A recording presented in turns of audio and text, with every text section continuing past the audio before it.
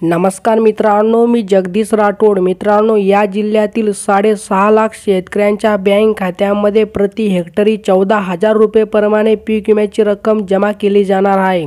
यासाठी पीक विमा कंपनीकडून 600 कोटी रुपये मंजूर करण्यात आले आहे।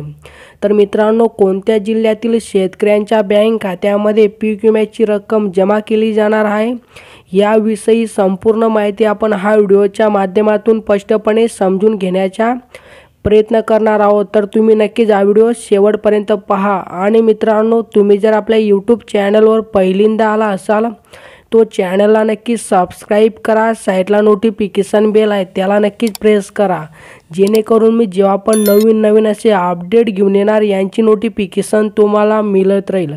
चला मित्रांनो, आता व्हिडिओ सुरू करूया। बघा मित्रांनो, खरीप 2022च्या अनुषंगाने धाराशिव जिल्ह्यातील शेतकऱ्यांसाठी दिलासादायक निर्णय झाला आहे।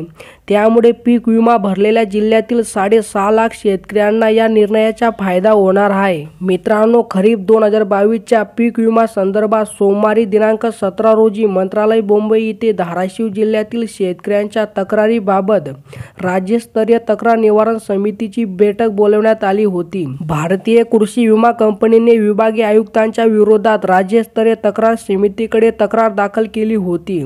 त्या अनुषंगाने ही बैठक बोलवण्यात आली होती। यावेळी भारतीय कृषी विमा कंपनीने शेतकऱ्यांना तातडीने पंचनामे उपलब्ध करून द्यावेत, पंचनामातील नुकसान भरपाई प्रमाणे नुकसान भरपाई द्यावी, बाद केलेल्या पूर्व सूचनाचे संरक्षण करून नुकसान भरपाई द्यावी असे आदेश या बैठकीत देण्यात आले।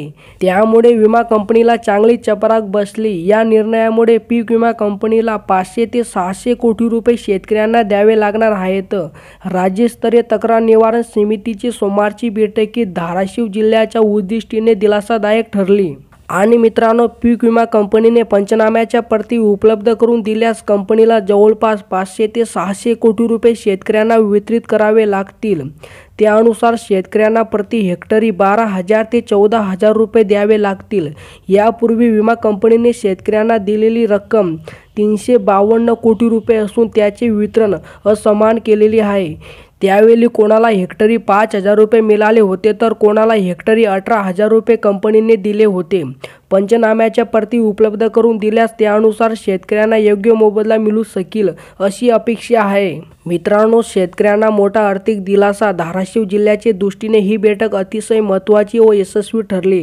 राज्यस्तरीय तक्रार निवारण समितीचे अध्यक्ष विकास रस्तोगी, प्रधान सचिव कृषी यांनी पीक विमा कंपनीची अपील फेटाळून लावत पंचनाम्याच्या प्रती व त्यानुसार नुकसान भरपाई देण्याचे आदेश दिले। धाराशिव जिल्ह्यातील शेतकऱ्यांना हा खूप मोठा आर्थिक दिलासा आहे। तर मित्रांनो, अशा प्रकारे या धाराशिव जिल्ह्यातील 6.5 लाख शेतकऱ्यांसाठी पीक विमा कंपनीकडून 600 कोटी रुपयांची मदत मंजूर करण्यात येणार आहे। आणि मित्रांनो, या धाराशिव जिल्ह्यातील सर्व पात्र शेतकऱ्यांच्या बँक खात्यामध्ये प्रति हेक्टरी 12,000 ते 14,000 रुपये प्रमाणे पीक विम्याची रक्कम जमा केली जाणार आहे।